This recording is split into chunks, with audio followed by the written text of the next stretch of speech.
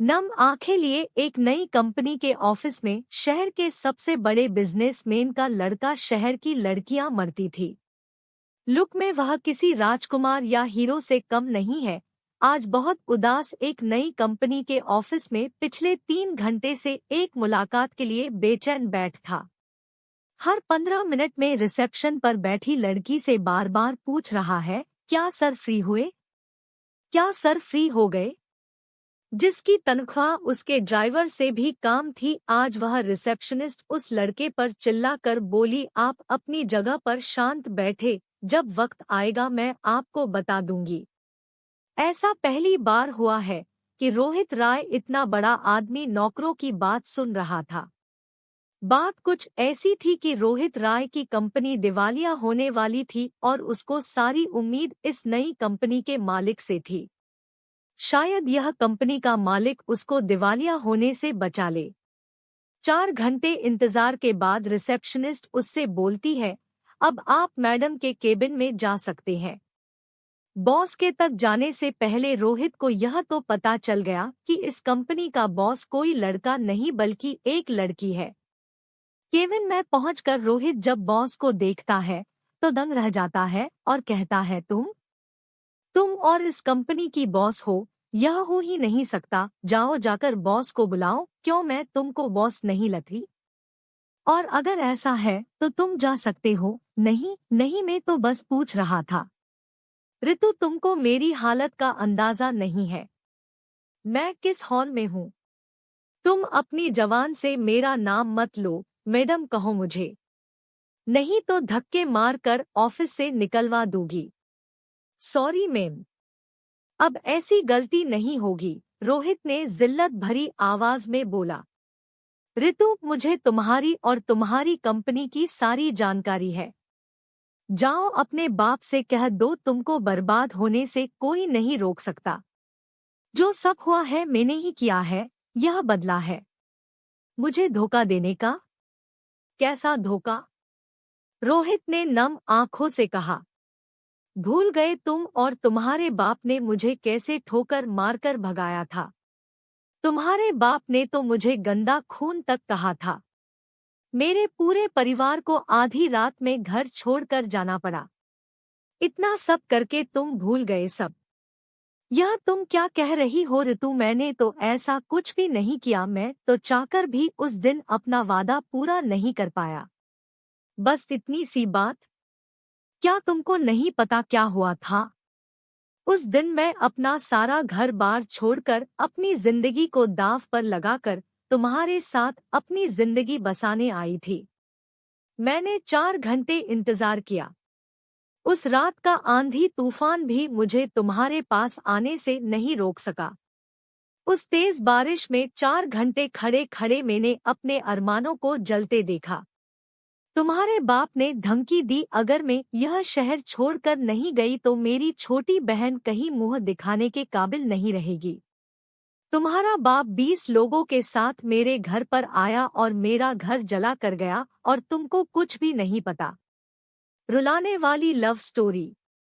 कैसे मैं आधी रात को अपने परिवार के साथ शहर छोड़कर भागी।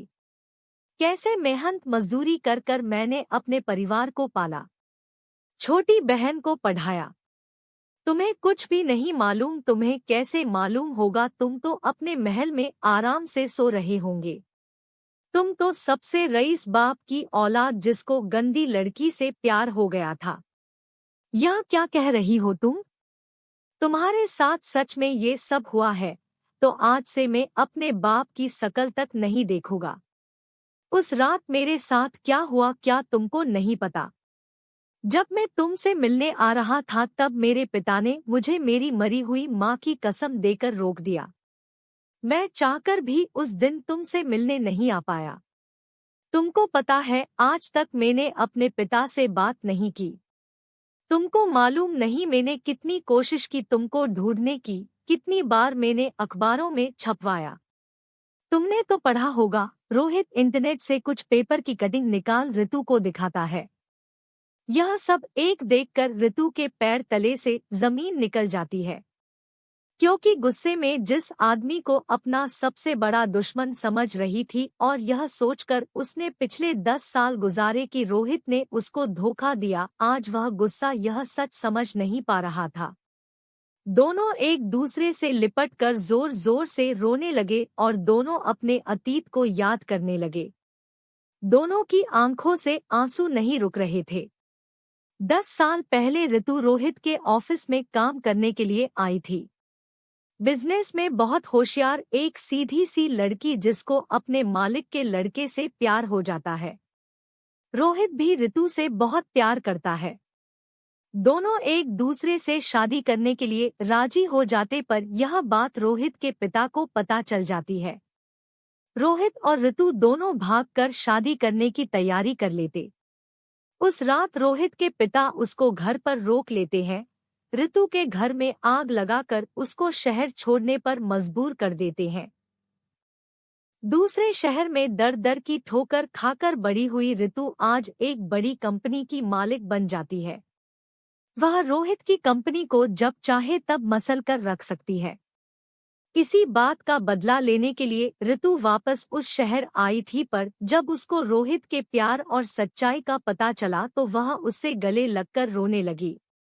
रोहित ऋतु को लेकर गुस्से में अपने घर जाता है और चिल्लाकर अपने पिता को बुलाता है और कहता है, देखो तुमने क्या किया। रोहित के पिता की आंखों में भी आंसू आ जाते हैं। इतने दिन बाद रोहित ने उसने बात की, गुस्से में ही की।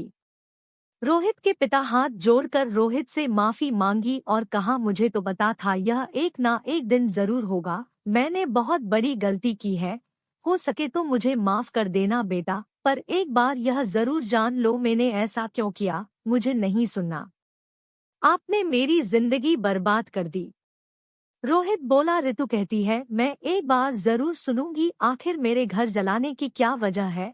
रोते हुए रोहित के पिता बोले, तुमको पता है तुम्हारी माँ और मेरी लव मैरिज थी। हम दोनों भी एक दूसरे को बहुत प्यार करते थे। मेरे पिता ने तुम्हारी मांग की और मेरी कुंडली एक बड़े पंडित को दिखलाइए और उन्होंने यह भविष्यवाणी की, अगर यह शादी होगी तो तुम्हारी मां की जान जल्दी चली जाएगी। पर हम दोनों इन सब में भरोसा नहीं था, पर तुम्हारी मां के जाने के बाद में यह नहीं चाहता था कि तुम दोनों के साथ भी ऐसा हो। जब मुझे पता चला तुम और ऋतु एक दूसरे को प्यार करते हो तो मैं तुम दोनों की कुंडली उसी पंडित को दिखाई और उसने तुम दोनों के बारे में वही बात कही। जिस दुख से मैं जी रहा हूँ वही तुम लोगों को न मिले, इसलिए मैंने यह सब किया। पर क्या तुमको पता है ऋतु की कंपनी इतनी बड़ी कैसी हो गई? वह अज्ञात डोनर कौन है जिसने तुम्हारी कंपनी में इतना सारा पैसा लगाया है? वह मैं हूँ। क्या आप? ऋतु के पैरों तले से जमीन निकल गई है। मैं अपनी गलती का भुगतान जैसे मैं कर सकता था मैंने किया। फिर मैं तुम दोनों से हाथ जोड़कर माफी मांगता हूँ। तीनों एक दूसरे से लिपट कर रोने लगे। आज सबकी जिंदगी से सारे गुस्से और गलतफहमी का बोझ उतर गया। ऋतु और रोहित ने कुंडली निदान करवाकर शादी कर ली और सब खुशी खुशी रहने लगे।